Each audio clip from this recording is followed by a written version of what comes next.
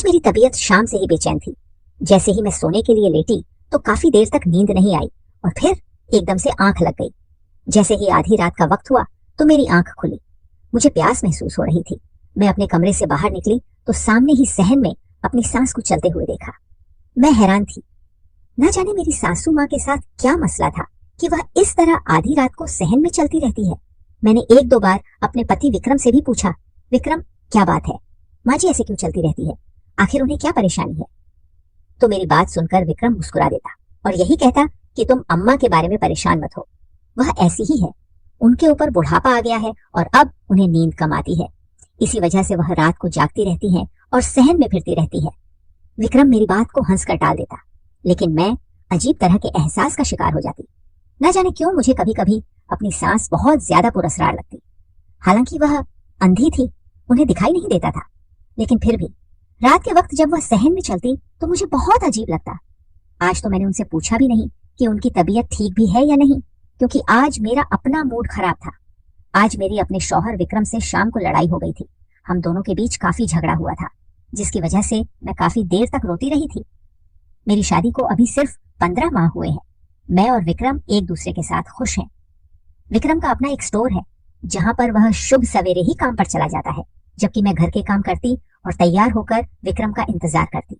यह शादी मेरी खाला ने करवाई थी, क्योंकि मेरे माँ बाप तो मेरे बचपन में ही मर गए थे और मैं अपनी खाला के पास रहती थी। इसीलिए खाला ने विक्रम के री को फौरन कबूल कर लिया और उसके बारे में कोई भी खबर नहीं की।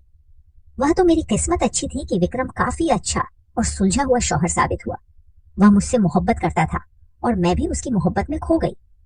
लेकिन शादी के 6 महीने के बाद ही जब मुझे इस बात का अंदाजा हुआ कि विक्रम की मोहब्बत तो पानी का बुलबुला है, क्योंकि आज घर की पूरी सफाई के दौरान जब मैंने विक्रम की शादी की तस्वीरें देखी तो मेरे पैरों के नीचे से जमीन सरक गई और मैं जैसे एकदम परेशान हो गई।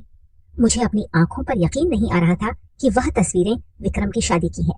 विक्रम उनमें दूल्हा बना बहुत खूबसूरत लग रहा था और बहुत खुश भी, जबकि उसके साथ एक बहुत खूबसूरत लड़की थी। उसके चेहरे से भी खुशी जाहिर हो रही थी। मैं हैरत से उन तस्वीरों को देख रही थी, क्योंकि मुझे विक्रम की शादी के बारे में नहीं पता था। मैं नहीं जानती थी कि विक्रम पहले से शादीशुदा था। वह सारा दिन मेरा बहुत बेचैन और परेशान गुजरा था और मैं नहीं जानती थी कि मैं अब क्या करूंगी। रो रो कर मेरा बुरा हाल था। मुझे यूं लग रहा था जैसे मेरा घर बर्बाद हो गया है। लेकिन शाम को जब विक्रम आया और उसने मेरा उतरा हुआ चेहरा देखा तो पूछने लगा, राधा तुम्हें क्या हुआ है, तुम इतनी खामोश और उदास क्यों लग रही हो। विक्रम ने मुझसे परेशानी से पूछा तो मैंने उसकी शादी की तस्वीरें उसके सामने रख दी, जिन्हें देखकर विक्रम का रंग लाल पड़ गया और वह कहने लगा, राधा मैं तुम्हें सच बताता हूँ, तुम मेरे बारे में गलत मत सोचो। मैं तुम्हें बहुत पहले यह सच्चाई बताना चाहता था, लेकिन हिम्मत नहीं कर पा रहा था। विक्रम ने फौरन मुझे कहा तो मैं एकदम गुस्से से चिल्ला उठी और उससे कहा, विक्रम आखिर तुम कब मुझे सच्चाई बताना चाहते थे।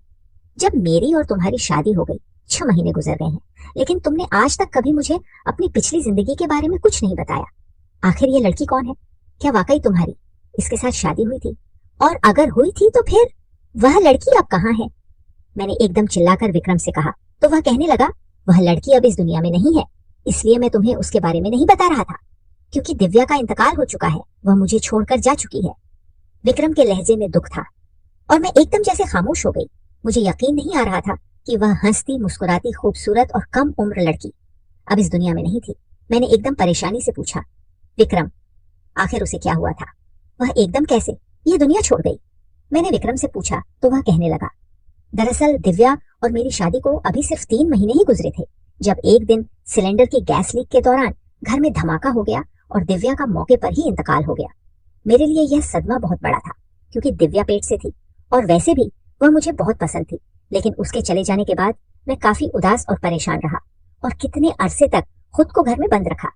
फिर आहिस्ता आहिस्ता अपने काम की तरफ ध्यान दिया तो अम्मा ने मेरी उदासी को देखते हुए दोबारा शादी का फैसला किया और मेरे लिए तुम्हें चुन लिया।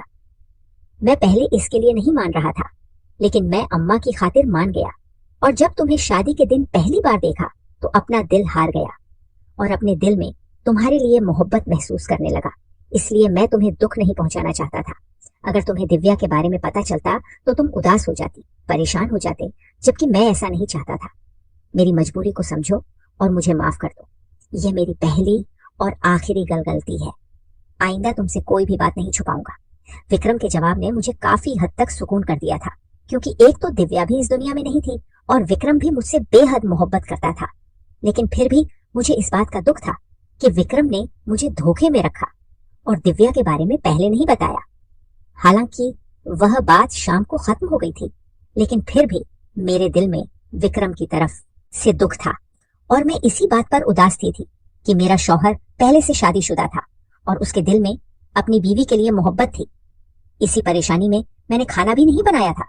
विक्रम खाना बाहर से ले आया था, क्योंकि मेरी सास कोई काम नहीं कर सकती थी। वह अंधी थी, उन्हें दिखाई नहीं देता था, इसलिए मैं उनसे कोई काम नहीं करवाती थी और ना ही वह करती थी। इस वक्त भी जब मैं विक्रम से लड़ झगड़ कर कमरे से बाहर आई तो मेरी सांस बाहर ही खड़ी थी। मुझे देखकर एक तरफ को चल पड़ी। मुझे अजीब सा एहसास हुआ। मैं नहीं जानती थी कि मेरी सांस अंधी कैसे हुई, लेकिन इस बात का मुझे अफसोस होता था कि माँ जी को नजर नहीं आता और वह छड़ी पकड़कर और काला चश्मा पहनकर घर में फिरती रहती है। लेकिन एक बात बहुत अजीब थी, माँ जी हर इतवार को अपनी नौकरानी के साथ कहीं जाती थी और जब मैंने विक्रम से इस बारे में पूछा तो वह कहने लगा कि अम्मा घर पर बैठकर तंग आ जाती है, इसलिए इतवार को जरा बाहर निकल जाती है। मुझे उनके जाने पर कोई ऐतराज नहीं था, लेकिन मैं हैरान होती थी कि अम्मा घर पर रहकर कभी मुझसे कोई बात नहीं करती थी, लेकिन हर इतवार को वह घर से लाजमी बाहर जाती थी। तो फिर वह किसी और के साथ क्या बात करती होंगी? और यही बात मुझे हैरान करती थी। अब की बार भी अम्मा इतवार को अपनी नौकरानी को लेकर घर से चली गई। अम्मा जब इतवार को जाती थी तो काफी घंटों के बाद घर वापस आती थी और उस वक्त काफी थकी होती थी। मुझे बहुत अजीब लगता कि अम्मा घर से बाहर क्या करने जाती हैं और फिर इतनी थकी हुई क्यों वापस आती है, जबकि अम्मा के मामले में विक्रम मेरी कोई बात नहीं सुनता था और ना ही अम्मा के बारे में ज्यादा बात करता था। आज भी इतवार था और अम्मा आज भी 10 बजे अपनी नौकरानी के साथ कहीं चली गई थी। मुझे भी घर का कुछ सामान लेना था, इसलिए मैं अम्मा के जाने के थोड़ी देर के बाद घर का सारा काम खत्म करके बाजार की तरफ निकली। मार्केट से कुछ सामान लिया और जैसे ही घर की वापसी की तरफ कदम बढ़ाए तो सामने ही अम्मा और उनकी नौकरानी जा रहे थे। अम्मा ऐसे चल रही थी जैसे कोई आम इंसान चलता है। ना तो उन्होंने काला चश्मा लगा रखा था और ना ही उनके हाथ में स्टिक पकड़ी हुई थी। मैं बेहद हैरान हुई और सोचा, अम्मा आखिर कहाँ जा रही है? आखिर वह चश्मा और स्टिक के बिना कैसे चल रही है? मैं बेहद हैरान हुई और उनके पीछे चलने लगी। मेरा इरादा उनका पीछा करने का नहीं था, लेकिन इस वक्त मुझे बेहद हैरत थी और मैं यह जानना चाहती थी कि अम्मा कहाँ जाती हैं और क्या करती हैं। तभी मैं उनके पीछे पीछे चलते हुए काफी आगे तक आ गई। अम्मा ने काफी रास्ता पैदल ही गुजार दिया था और अब वह चलते चलते जंगल में आ गई थी। मैं बेहद हैरान हो गई थी, आखिर अम्मा का जंगल में क्या काम है? अम्मा के पीछे चलकर मैं थक चुकी की थी। मेरे हाथ में सामान था और पैर भी दर्द करने लगे थे, लेकिन मैंने सोच लिया था कि आज मैं अम्मा का राज्य जानकर ही रहूंगी, इसीलिए उनके पीछे पीछे जंगल में आ गई। अम्मा जंगल में आकर एक जगह पर बैठ गई। उनके हाथ में कुछ चीजें थी जो उन्होंने सामने रखी और आंखें बंद कर ली, जबकि उनकी नौकरानी उनके पीछे ही खड़ी थी। मैं हैरत से यह सब कुछ देख रही थी। मुझे अंदाजा हो गया था कि अम्मा कोई अमल कर रही है यकीनन हमारे घर की बेहतरी के लिए ही होगा। मैं अपनी सोच पर शर्मिंदा होती हुई वापस घर आ गई, लेकिन कुछ ऐसा था जो मुझे खटक रहा था और बेचैन कर रहा था। मैं नहीं जानती थी ये सब क्या था और आखिर आज मैंने अम्मा का पीछा क्यों किया। अम्मा तो काफी देर के बाद घर वापस आई थी, लेकिन मैंने उनके ऊपर जाहिर नहीं किया कि मैं उनका राज जान गई हूँ, क्योंकि मैं उन्हें यह बात नहीं बता सकती थी कि मैंने चोरी से उनका पीछा किया। लेकिन अम्मा जब घर पर आई तो उनके चेहरे पर चश्मा लगा हुआ था और हाथ में स्टिक पकड़ी हुई थी। इस बात ने एक बार फिर मुझे शक में डाल दिया था और मैं हैरान हो रही थी कि फिर अम्मा यह क्या ड्रामा कर रही है? क्या वाकई अम्मा अंधी भी है या नहीं? और यही बात रात को मैंने विक्रम से पूछ ली। विक्रम का मूड बहुत अच्छा था और इस वक्त वह मेरे साथ बड़े अच्छे अंदाज में बातें कर रहा था। आज तो वह आइसक्रीम भी लेकर आया था। तभी अचानक मैंने विक्रम से पूछा, विक्रम, आखिर अम्मा की आंखों को क्या हुआ था? वह अंधी कैसे हुई? मैंने विक्रम से पूछा तो वह कहने लगा, दरअसल जब घर में गैस सिलेंडर की लीकेज की वजह से धमाका हुआ था तो दिव्या का इंतकाल हो गया था और मेरी माँ की उस हादसे में आंखें चली गई थी। अम्मा हमेशा के लिए अंधी हो गई थी। उस दिन के बाद से अम्मा की आंखों की रोशनी खत्म हो गई थी। मेरे लिए तो दोहरा था, एक तो मैंने दिव्या को खो दिया था और दूसरा मेरी माँ अंधी हो गई थी। लेकिन अम्मा ने वह वक्त बहुत सब्र और हौसले के साथ गुजारा था। विक्रम की बात सुनकर मैं चुप सी हो गई। न जाने क्यों मेरे दिल में शक था कि अम्मा अंधा होने का नाटक करती है। वह अंधी नहीं है, क्योंकि कई बार मुझे उनकी नजरें अपने वजूद पर महसूस होती हैं और मैं जैसे अपने आप में ही सिमट सी जाती थी। अम्मा की गहरी नजरें मेरे वजूद के आर पार हो जाती और मुझे यूं लगता जैसे वह मुझे देख सकती है। और फिर उस दिन बाजार में भी अम्मा जैसे चल रही थी। वह इसी बात का इशारा था कि अम्मा को सब कुछ दिखाई देता है, लेकिन ना जाने क्यों अम्मा ने झूठ बोल रखा था और विक्रम भी उनकी सच्चाई के बारे में नहीं जानता था। इन्हीं दिनों में मुझे खबर मिली कि मैं प्रेग्नेंट हूँ और जल्द ही मेरे आंगन में एक बच्चा होगा। यह खबर सुनकर मेरी खुशी की कोई इंतहा नहीं थी, क्योंकि को 57 माह हो गए थे और अभी तक मैं एक बार भी हामिया नहीं हुई थी।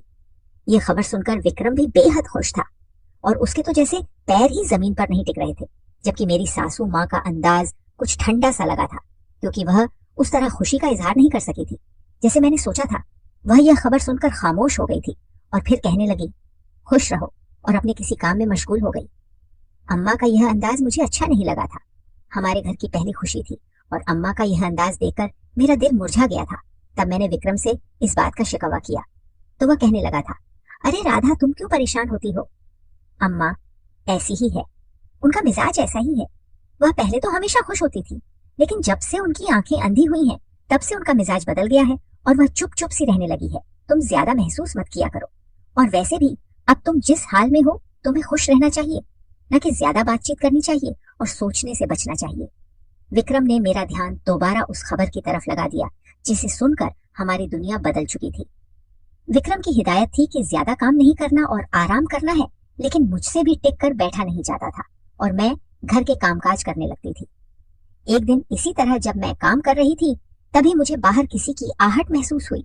मैंने किचन से बाहर निकलकर देखा तो अम्मा अपने कमरे में दाखिल हो रही थी। मैंने ज्यादा महसूस नहीं किया और अपने काम में लग गई। काम खत्म करके जब किचन से अपने कमरे की तरफ जाने लगी तो एकदम से मेरी नजर जमीन पर पड़ी, जहां पर तेल गिरा हुआ था। मैं वह तेल देखकर हैरान रह गई थी और डर गई थी, क्योंकि मैं हाम थी और अगर मैं उस तेल के ऊपर पैर रख देती तो शायद फिसल कर गिर जाती और अपने बच्चे को खो देती। एकदम खौफ की लहर मेरे वजूद में दौड़ने लगी। मैं उस तेल से बचकर अपने कमरे में आ गई। मुझे इस बात की हैरत हो रही थी कि वह तेल वहां पर कैसे आया, जमीन पर उसे किसने गिराया? क्या अम्मा ने ऐसा किया था? क्योंकि आखिरी बार अम्मा को ही मैंने वहां से गुजरते देखा था, लेकिन नहीं, वह ऐसा क्यों करेंगी? मैं तो उनके बेटे की औलाद पैदा करने वाली हूँ, तो फिर अम्मा ऐसा क्यों चाहेंगी? वो मेरे बच्चे की दुश्मन क्यों बनेंगी? बहुत सारी सोचें मेरे दिमाग में घूमने लगी और मैं उनमें से किसी का भी जवाब नहीं जानती थी। मैंने यह बात विक्रम से नहीं की थी, क्योंकि मैं उसे परेशान नहीं करना चाहती थी। वह अपने बच्चे के मामले में बहुत खुश था और अगर मैं उसे यह सब बताती तो शायद वह यकीन नहीं करता और मुझ पर ही गुस्सा हो जाता। वैसे भी मेरे पास इस बात का कोई सबूत नहीं था कि यह तेल अम्मा ने गिराया था। इसी तरह कुछ दिन गुजर गए। मैं पहले से काफी मोहता हो गई थी। मैं अब काफी देखभाल कर चलती थी, क्योंकि मुझे अब अम्मा से डर लगने लगा था। लेकिन एक दिन जब मैं नहाने गई तो एकदम से मेरा पैर फिसल गया। मैं गिरने लगी थी कि मेरे हाथ में दरवाजा आ गया और दरवाजा को पकड़कर मैं बच गई। एक लम्हे के लिए यूं लगा था जैसे मेरी जान निकल गई हो। मैं चकरा कर रह गई थी। मेरी नजर जब जमीन पर पड़ी तो देखा कि सारे रूम में फर्श के ऊपर शैम्पू गिरा हुआ है। ये देखकर मेरी आंखों में आंसू आ गए और अब तो मुझे इस बात का पक्का यकीन हो गया था कि अम्मा ही मेरी दुश्मन है और वह नहीं चाहती कि यह बच्चा इस दुनिया में आए। मैंने भी सोच लिया था कि अब मैं विक्रम को सब कुछ बता दूंगी और अम्मा की सच्चाई सामने लेकर आऊंगी। लेकिन विक्रम को बताने की अभी नौबत ही नहीं आई थी कि किचन में जब मैं काम करने के लिए गई तो गैस की स्मेल को महसूस किया। अम्मा की हरकतों की वजह से मैं अब मोहता रहती थी, इसीलिए किचन में दाखिल होते ही मुझे गैस की स्मेल महसूस हो गई और मैंने एक नजर चूल्हे की तरफ देखा तो उसका बर्नर ऑन था और गैस लीक हो रहा था। एक लम्हे के लिए मैं कांप कर रह गई थी। अम्मा ने आज फिर मुझे मारने की कोशिश की।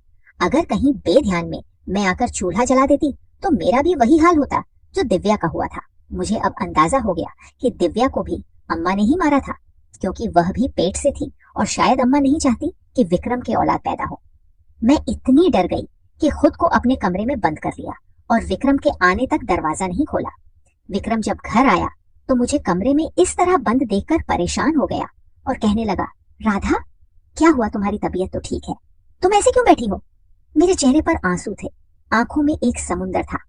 विक्रम की हालत मेरी हालत देखकर गैर होने लगी और तभी मैंने विक्रम को उसकी माँ की सच्चाई के बारे में बता दिया, जिसे सुनकर वह एकदम शौक में चला गया और कहने लगा, राधा, तुम मेरी बीवी हो, मेरे बच्चे की माँ बनने वाली हो, लेकिन इसका यह मतलब नहीं कि तुम जो कहोगी मैं उस बात का यकीन कर लूंगा। आखिर तुम्हारे पास क्या सबूत है कि मेरी माँ ने तुम्हारी जान लेने की कोशिश की है? और तभी मैंने उसे आज गैस लीकेज के बारे में बताया, और उसके अलावा अम्मा ने जो तेल गिराया था वह सब कुछ विक्रम को बता दिया। यहाँ तक कि मैंने उसे कहा, विक्रम, अम्मा ने ही दिव्या को मारा है और अम्मा अंधी नहीं है, वह सब कुछ देख सकती है। अम्मा अंधा होने का नाटक करती है। अगर तुम्हें यकीन नहीं है तो नौकरानी को बुलाकर पूछ लो। मैंने रोते हुए विक्रम से जब यह कहा तो वह चंद लम्हों तक मेरी तरफ देखता रहा और फिर एकदम उठकर कमरे से बाहर चला गया। विक्रम ने जब अपनी माँ से यह सब कहा तो अम्मा ने फौरन इस बात का इकरार कर दिया था। अम्मा रोने लगी थी और कहने लगी, विक्रम, मैं तुझे खोना नहीं चाहती थी, तू पहले दिव्या को बहुत प्यार करने लगा था, और फिर जब राधा आई तो तू उसे भी बहुत चाहने लगा। मुझे यूं लगा कि जब तेरा बच्चा इस दुनिया में आएगा तो तू मुझे बिल्कुल भूल जाएगा। मैंने तुझे बहुत मुश्किल से पाला है, लेकिन मैं नहीं चाहती थी कि तुम मुझसे दूर हो, इसीलिए मैंने यह सब किया। अम्मा की बातों ने विक्रम के होश उड़ा दिए थे। वह जो पहले सिर्फ इस खुशफहमी में था कि शायद यह सब झूठ हो।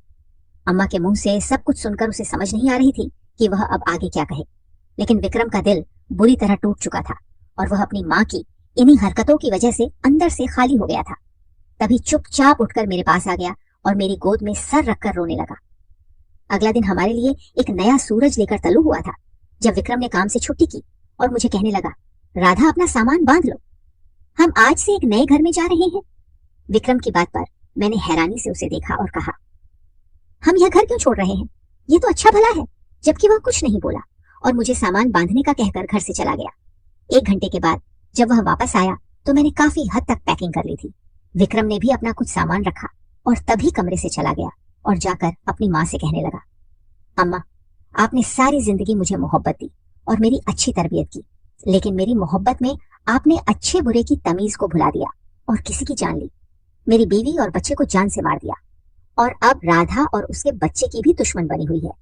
मैं अब यहाँ पर नहीं रह सकता, क्योंकि आपको हमेशा यही डर था कि कहीं मैं आपको छोड़कर ना चला जाऊं, और अब आपका यह डर आपकी हरकतों की वजह से सच होने जा रहा है। मैं राधा को लेकर कहां से जा रहा हूं, क्योंकि मुझे अपने बच्चे की परवाह है और उसकी जान की हिफाजत करना मेरी जिम्मेदारी है। आप अब इस घर में अकेले रहे और अपनी गलती और गुनाह पर तौबा करें। यह कहते हुए विक्रम ने कदम बाहर की तरफ बढ़ाए, जबकि अम्मा रोते हुए उसे रोकने लगी, लेकिन विक्रम ने साफ मना कर दिया और कहा, अब से आपकी यही सजा है कि आप मेरी शक्ल को भी तरस जाएंगी। आपने मेरे साथ अच्छा नहीं किया और इतना अरसा मुझसे झूठ बोलती रही, और अब भी मुझे आपकी किसी बात पर यकीन नहीं आएगा, इसलिए बेहतर यही है कि मैं यहाँ से चला जाऊं। यह कहकर विक्रम मेरे पास आया और अपना सामान उठाया और हम एक नई मंजिल की तरफ चल पड़े, क्योंकि विक्रम अपनी माँ की सच्चाई जान चुका था और उसे इल्म हो चुका था कि उसकी माँ उसकी जिंदगी में क्या कुछ करती रहती थी। दोस्तों, उम्मीद करती हूँ आपको हमारी कहानी पसंद आई होगी। कहानी पसंद आई है तो वीडियो को लाइक करें, चैनल पर नए हैं तो चैनल को सब्सक्राइब करें, और हाँ, नोटिफिकेशन बेल को जरूर दबाएं ताकि अगली अपडेट सबसे पहले आपको मिले।